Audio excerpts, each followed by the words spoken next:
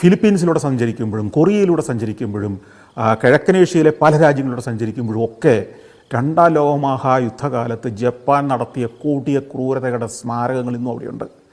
യുദ്ധത്തിലേക്ക് രണ്ടാം ലോകമഹായുദ്ധത്തിലേക്ക് ഇറങ്ങാതെ മടിച്ചു മാറിയെന്ന അമേരിക്കയെ ശരിക്കും രണ്ടാം ലോകമഹായുദ്ധത്തിലേക്ക് തള്ളിയിറക്കി വിട്ടത് ഈ ജപ്പാനാണ്. അമേരിക്കയുടെ ഭാഗമായ ദ്വീപ് സമൂഹങ്ങളിലെ പേൾ ഹാർബറിലേക്ക് ഒരാക്രമണം നടത്തി അമേരിക്കയെ കൂടി തിരിച്ചടിക്ക് പ്രേരിപ്പിച്ചത് ശരിക്കും പറഞ്ഞ ഈ ജപ്പാനാണ്. അതായത് വെറുതെ ഇരിക്കുന്ന രാജ്യങ്ങളെപ്പോലും, ഒരു യുദ്ധത്തിലും പങ്കെടുക്കാത്ത രാജ്യങ്ങളെപ്പോലും അങ്ങോട്ട് പോയി ആക്രമിച്ച് കീഴടക്കുക, അവരെ നശിപ്പിക്കുക, അവിടെ അവശേഷിക്കുന്ന നിഷ്കളങ്കരും സാധാരണക്കാരെയും ജനങ്ങളെപ്പോലും നിരത്തി നിർത്തി കഴുത്ത് വെട്ടി കൊടുക്കുക എന്നൊരു ശൈലി അവർ സ്വീകരിച്ചത്. മാത്രമല്ല, അതിൽ ഏറ്റവും ക്രൂരമായി എനിക്ക് തോന്നിയിരുന്ന ജപ്പാൻ്റെ ഒരു പ്രവർത്തന ശൈലി ഈ പട്ടാളക്കാർക്ക് വേണ്ടി, അതായത് ഓരോ പുതിയ രാജ്യങ്ങളും കീഴടക്കി അവിടുത്തെ സാമാന്യ ജനങ്ങളെ, പട്ടാളക്കാരുടെ കണ്ണിൽപ്പെടുന്നവരെ എല്ലാം കൊന്നു തീർക്കുക, അതായിരുന്നു അവരുടെ ഒരു ശൈലി. അങ്ങനെ കൊന്നു തീർക്കുമ്പോൾ അങ്ങനെ മുന്നേറുന്ന ഓരോ രാജ്യത്തും 10 വയസ്സിന് മേലെ പ്രായമുള്ള പെൺകുട്ടികളെയും സ്ത്രീകളെയും മുഴുവൻ പിടികൂടി ലൈംഗിക അടിമകളാക്കി മാറ്റിയായിരുന്നു. കംഫർട്ട് വിമൻ എന്നാണ് അവർക്ക് പേര് കൊടുത്തിരുന്നത്. Comfort women. കംഫർട്ട് സ്റ്റേഷനുകൾ എന്ന് പറയുന്ന നിരവധി സ്റ്റേഷനുകൾ അവരെ ഓരോ രാജ്യത്ത് സ്ഥാപിച്ചു. അതായത് നിർബന്ധിതമായി ഈ പട്ടാളക്കാരുടെ ലൈംഗിക ദാഹം തീർക്കുന്നതിന് വേണ്ടി അവർ ഉപയോഗിക്കുകയാണ് എന്ന് സങ്കല്പിക്കുക. ഇതാണ് നിരന്തരം ഈ രാജ്യങ്ങളിൽ മുഴുവൻ നടന്നിരുന്നത്.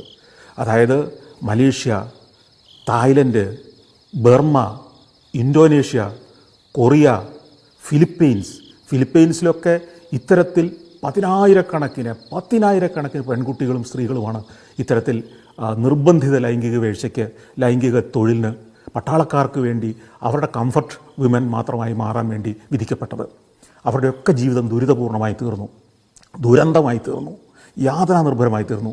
രണ്ടാം ലോകമഹായുദ്ധത്തിൽ ഹിറ്റ്ലർ ആത്മഹത്യ ചെയ്തു, ജർമ്മനി കീഴടങ്ങി, പടിഞ്ഞാറൻ യൂറോപ്പിൽ യുദ്ധം ഏതാണ്ട് അവസാനിച്ചു. അപ്പോഴും ജപ്പാൻ യുദ്ധം നിർത്താൻ തയ്യാറായിരുന്നില്ല. ജപ്പാൻ വീണ്ടും അവർ പിടിച്ചടക്കിയ നാടുകളിൽ ഭരണം തുടരാനും ഈ ക്രൂരതകൾ തുടരാനും ശ്രമിച്ചുകൊണ്ടേയിരുന്നു. രണ്ടാം ലോകമഹായുദ്ധം എല്ലാവരും മടുത്തു. ലോകം മുഴുവൻ അതിൻ്റെ പേരിൽ പൊറുതികെട്ടു. കോടിക്കണക്കിന് ആളുകൾ കൊല്ലപ്പെട്ടു. എന്നിട്ടും ജപ്പാൻ മാത്രം യുദ്ധം അവസാനിപ്പിക്കാൻ തയ്യാറായില്ല.